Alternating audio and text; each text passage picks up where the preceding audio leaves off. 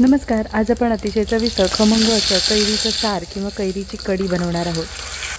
अतिशय चविष्ट असं हे सार तयार होतं. बनवायला सोपं आणि खायला तितकंच अतिशय चविष्ट हे कैरीचं सार तयार होतं.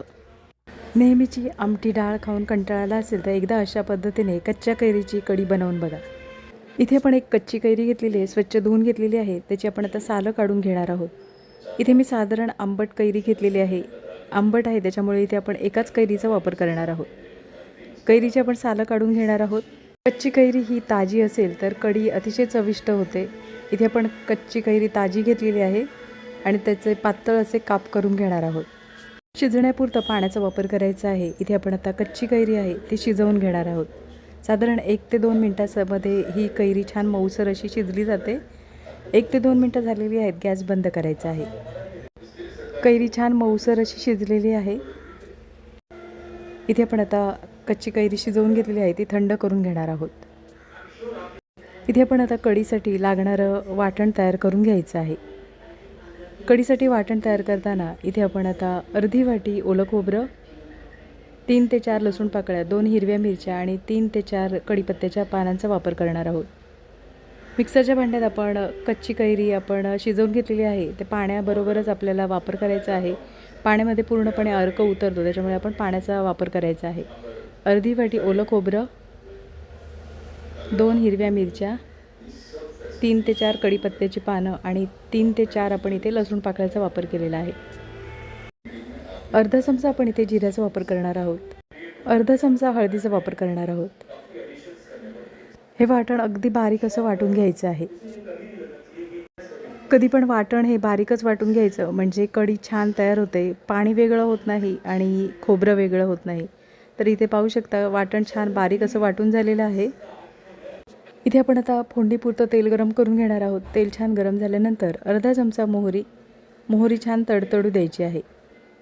मोहरी तडतडल्यानंतर इथे आपण अर्धा चमचा जिऱ्याचा वापर करणार आहोत. मोहरी आणि जिरे छान तडतडल्यानंतर 2 ते 3 लसूण पाकळ्या इथे आपण फोडणीमध्ये परतून घेणार आहोत. इथे आता मस्त अशी खमंग फोडणी तयार करून झालेली आहे. 4 ते 5 कढीपत्त्याच्या पानांचा वापर करणार आहोत. खमंग अशी फोडणी तयार करून झाल्यानंतर 2 चिमूटभर आपण इथे हिंगाचा वापर करणार आहोत.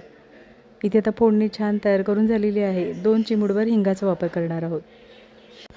फोडणी तयार करून झाल्यानंतर जे वाटण तयार करून घेतलेलं आहे ते 1 मिनिटभर आपण फोडणीमध्ये परतून घेणार आहोत. म्हणजे कढीला छान खमंगपणा येतो. इथे आपण आता 1 मिनिटभर हे वाटण फोडणीमध्ये परतून घ्यायचं आहे. इथे आता वाटण परतून झालेलं आहे. तुम्हाला हे सार किंवा कढी कितपत घट्ट किंवा पातळ हवी आहे त्याप्रमाणे पाण्याचा अंदाज ठेवायचा आहे. साधारण कढी ही पातळच असते. तुम्हाला कितपत कढी ही घट्टसर किंवा पातळ हवी आहे त्याप्रमाणे पाण्याचा अंदाज ठेवायचा आहे. फोडणी करून झाल्यानंतर सार एकदा आपण आता ढवळून घेणार आहोत. इथे आपण आता चवीनुसार मिठाचा वापर करणार आहोत. चवीनुसार मीठ. इथे तुम्हाला हे सार किंवा कढी आंबट गोड आवडत असेल तर तुम्ही इथे थोडंसं गुळाचा वापर करू शकता. इथे आपण फक्त मिठाचा वापर केलेला आहे. मिठाचा वापर केल्यानंतर सार एकदा ढवळून घेणार आहोत. 2 ते 3 मिनिटासाठी इथे आपण आता कढी उकळून घेणार आहोत. इथे पाहू शकता कढीला छान अशी उकळ आलेली आहे. 2 ते 3 मिनिटं झालेली आहेत. गॅस बंद करायचा आहे. अगदीच जेवणाचा कंटाळा असेल तर अशा पद्धतीने हे चटपटीत असं कैरीचं सार बनवून बघा आणि कमेंटमध्ये मला नक्कीच सांगा. हे पाहू शकता आपण इथे कच्च्या कैरीची कढी बनवली आणि छान उकळून घेतली तरीसुद्धा ती फुटलेली नाही. म्हणजे त्यातील पाणी वेगळं झालं नाही आणि खोबरं वेगळं झालं नाही. तर लक्षात ठेवा ज्यावेळेला आपण वाटण तयार करतो त्यावेळेला वाटण हे अगदी बारीक असं वाटून घ्यायचं. म्हणजे कढी ज्यावेळेला आपण बनवतो त्यावेळेला त्यातील खोबरं वेगळं होत नाही आणि पाणी वेगळं होत नाही. तर इथे कढीचा दाटसरपणा पाहू शकता. आपण कोणताही पिठाचा वापर न करता तरीसुद्धा अगदी कढी दाटसर झालेली आहे. नक्कीच एकदा अशा पद्धतीने ही कच्च्या कैरीचं सार किंवा कच्च्या कैरीची कढी बनवून बघा आणि कमेंटमध्ये मला नक्कीच सांगा. आजची रेसिपी आवडली असेल आणि चॅनलवर नवीन असलात तर चॅनलला सबस्क्राईब करा आणि व्हिडिओ आवडला असेल तर लाईक शेअर करा. पुन्हा भेटू अशाच चमचमीत नवीन रेसिपीमध्ये.